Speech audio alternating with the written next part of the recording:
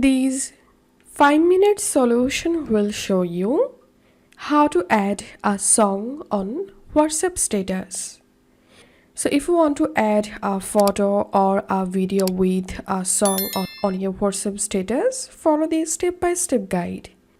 And note one thing, that Instagram does not provide any option to add a song on WhatsApp status. So all you have to need, just upload a story on your Instagram with music, then download the story and then upload the story on your WhatsApp status.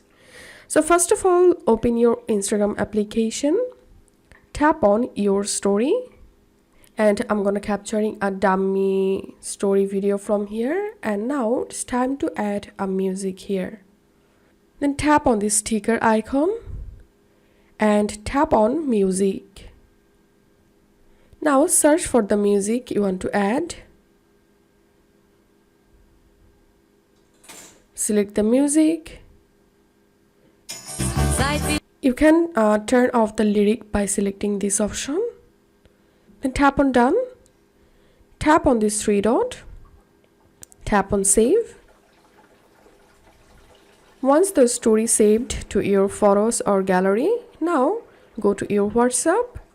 Tap on status. Tap on this camera icon.